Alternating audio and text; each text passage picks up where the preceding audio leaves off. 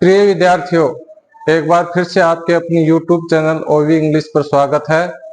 हम गणित के टॉपिक ज्यामितीय आकृतियां डिस्कस कर रहे थे। चलो आज की क्लास में इसी टॉपिक को कंटिन्यू करते हैं। आज की क्लास में हम पढ़ेंगे कि समांतर रेखाओं को तिर्यक-छेदी रेखा द्वारा काटे जाने पर बने कोणों में क्या संबंध होता है, कौन कौन से कोण बनते हैं और उनमें किस तरह का संबंध होता है, इसकी जानकारी प्राप्त करेंगे। तो देखिए, ये दो अपनी समांतर रेखा मान लीजिए L1 रेखा है, ये L2 रेखा है, ये T कोई तिर्यक छेदी रेखा है। इन दो समांतर रेखाओं को ये तिर्यक छेदी रेखा काट रही है। तो दो समांतर रेखाओं को तिर्यक छेदी रेखा द्वारा काटे जाने पर इस तरह से देखो 8 कोण बनते हैं।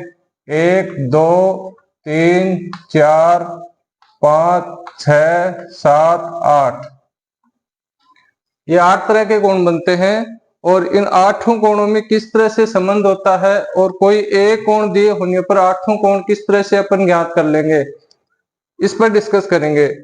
तो इसमें देखो कौन कौन से कोण बन रहे हैं। पहला कोण बन रहा है रैखिक युग्म वाला। रैखिक युग्म क्या होता है? कोई सरल रेखा होती है और उस सरल रेखा के एक ही ओर बने दो कोण, एक ही ओर बने दो कोण वो संपूरक होते हैं और उनको रैखिक युग्म कहते हैं। रेखा के ऊपर बने हुए कोण रैखिक युग्म कहलाते हैं और ये दोनों संपूरक होते हैं। हम जानते हैं कि एक सरल रेखा के ऊपर 180 डिग्री का कोण बनता है और 180 डिग्री के कोण, दो कोणों का माप 180 डिग्री होता है, तो उनको संपूरक कोण युग्म भी कहते हैं। तो सरल रेखा पर बने हुए कोण 180 डिग्री के होंगे। तो इस समांतर रेखा के ऊपर देखते हैं तो ये दोनों कोण आपस में संपूरक हैं। ऐसे नीचे की साइड में देखें तो ये कोण संपूरक होंगे और इस रेखा के ऊपर ये और ये दोनों कोण संपूरक होंगे और इस रेखा के नीचे देखें तो ये और ये कोण संपूरक होंगे। तो ये सिर्फ रैखिक युग्म में संपूरक होते हैं, तो ये रैखिक युग्म बनते हैं। रैखिक युग्म जहां भी अपन को दिखेगा एक कोण दिया हुआ होगा तो दूसरे को 180 में से घटा करके निकाल लेंगे। इसके बाद में आता है अपना शीर्षाभिमुख कोण। शीर्षाभिमुख कोण क्या होता है? दो प्रतिच्छेदी रेखाएं एक दूसरे को काटती हैं तो उस प्रतिच्छेदी बिंदु पर 4 कोण बनते हैं। 1 2 3 4। तो इनमें जो बिल्कुल आमने सामने होते हैं, जैसे इसके सामने ये है तो ये और ये शीर्षाभिमुख होंगे। ऐसे ये कोण और ये कोण आमने सामने हैं तो ये और ये कोण शीर्षाभिमुख होंगे और शीर्षाभिमुख कोण हमेशा बराबर होते हैं। इस डायग्राम में देखते हैं तो देखो ये रेखा है, इसको ये तिर्यक छेदी रेखा काट रही है। तो इसमें ध्यान देते हैं तो इसके सामने ये है और इसके सामने ये है, तो ये जितनी डिग्री का होगा उतना ही ये होगा और ये जितनी डिग्री का होगा वही इतनी डिग्री का ये होगा। यानी ये आपस में शीर्षाभिमुख कोण है और शीर्षाभिमुख कोण बराबर होते हैं। तो एक कोण ज्ञात होगा तो दूसरा कोण अपन ज्ञात कर लेंगे इस नियम से कि शीर्षाभिमुख कोण बन रहे बराबर होंगे। यहां भी देखो ये और ये शीर्षाभिमुख हैं और ये 6 और 7 नंबर वाले शीर्षाभिमुख हैं। तो शीर्षाभिमुख कोण हमेशा बराबर होते हैं, इस नियम को अपन को ध्यान रखना है। नेक्स्ट आता है अपना संगत कोण। संगत कोण कौन से होते हैं? संगत का मतलब एक समान दिखने वाले। सपोज करो कोई आदमी जिसका घर 6 नंबर है या 6 नंबर है, यहाँ उसका मकान है। कभी ये मान लीजिए समांतर रोड है तो इस रोड से हमेशा आता है तो इस 6 नंबर को अपना घर समझेगा, मकान समझेगा। लेकिन गलती से वो किसी दिन अगर इस L1 इस रोड से आता है तो इस 6 के समान ये 2 है तो इस 2 को अपना घर समझेगा कि चौराहे के पास मेरा घर है, तो यहाँ इस 2 को अपना घर समझेगा। यानी ये 6 और 2 की स्थिति एक जैसी है। ऐसे कोणों को हम संगत कोण कहेंगे। संगत कोण के लिए अपन F की आकृति बनेगी, F की आकृति के जो पास कोण होंगे ये संगत कोण होंगे। जैसे यहां देखता हूं तो ये अपना F बन रहा है। F में यहां देखूं तो ये 3 और ये 8, ये संगत कोण होंगे। इस रेखा को उठा करके इसके ऊपर ले जाऊंगा तो ये 8 3 के ऊपर आ जाएगा और 6 2 के ऊपर आ जाएगा। ऐसे ही 5 1 के ऊपर, 7 4 के ऊपर आ जाएगा। इस रेखा को यहां ले जाते हैं तो ये 1 और 5 संगत होंगे, 2 और 6 संगत होंगे, ऐसे 4 और 7 संगत होंगे, 3 और 8 भी संगत होंगे। और संगत कोण हमेशा बराबर होते हैं। कोई भी एक कोण दिया हुआ होगा, मान लीजिए 2 नंबर का कोई कोण की माप दे रखी है, तो 6 नंबर को निकालेंगे कि जितना 2 होगा उतना ही 6 होगा। क्यों होगा? क्योंकि ये आपस में संगत कोण है। तो संगत कोण हमेशा बराबर होते हैं, इस बात को ध्यान रखना। नेक्स्ट आता है अपना एकांतर कोण। एकांतर कोण कौन से होते हैं? देखो, ये अपनी समांतर रेखा है, फिर तिर्यक रेखा पर आए और फिर वापस ही समांतर रेखा पर।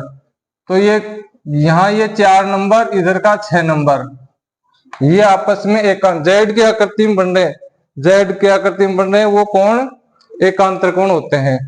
तो ये और ये एकांतर कोण होंगे। ऐसे यहाँ से ये और ये, यानी एकांतर है इसमें, ये तिर्यक छेदी रेखा के इस साइड में है और ये 6 तिर्यक छेदी रेखा के दूसरी ओर है, अंतः कोण है ये।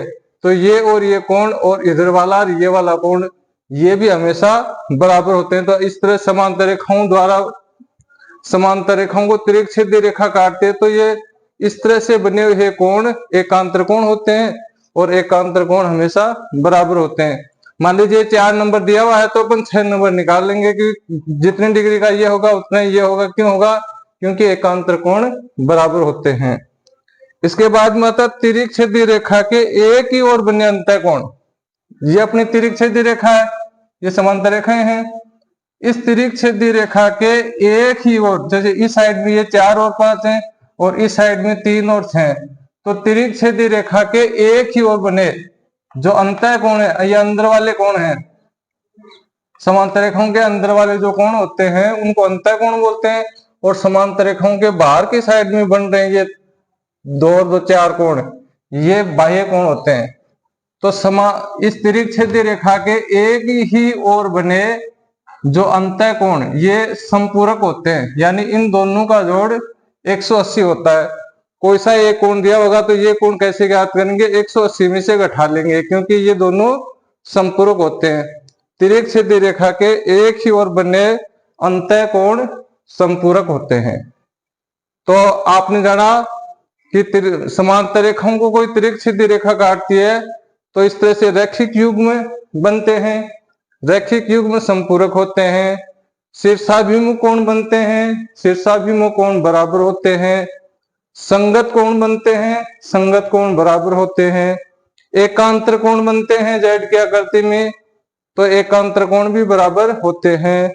और तिर्यक छेदी रेखा के एक ही ओर बने अंतः कोण संपूरक होते हैं। तो इन नियमों के आधार पर किन्हीं भी 2 रेखाओं को अपन समांतर रेखा सिद्ध कर सकते हैं। अगर मान लीजिए किसी 2 रेखाएं दी हुई तिर्यक छेदी रेखा काट रहे हैं, अगर उनसे एकांतर कोण समान है तो अपन कह देंगे वो रेखा भी समांतर है। तो आप इसमें नेक्स्ट टॉपिक है कि समांतर रेखाओं की जांच भी कर सकते हैं अपन। कैसे करेंगे? देखो, ये 2 रेखाएं हैं, अपन को मालूम नहीं समांतर हैं कि नहीं, लेकिन अपन सिद्ध करेंगे कि ये समांतर हैं। और ये तिर्यक छेदी रेखा काट रही है, इसमें ये 50 डिग्री दे रखा है, ये 50 डिग्री दे रखा है। तो प्रश्न पूछा है क्या एल समांतर है एम के और क्यों?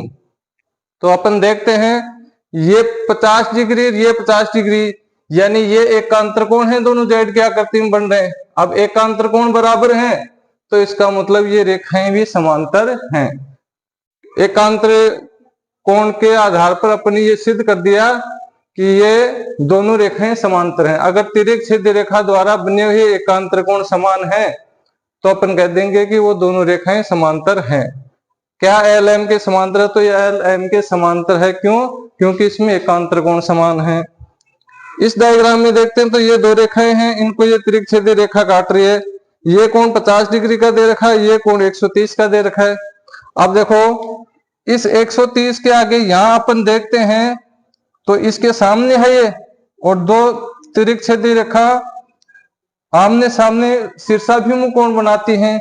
तो 130 ये है तो ये भी 130 ही होगा, क्योंकि शीर्षाभिमुख कोण बराबर होते हैं, तो ये भी 130 होगा।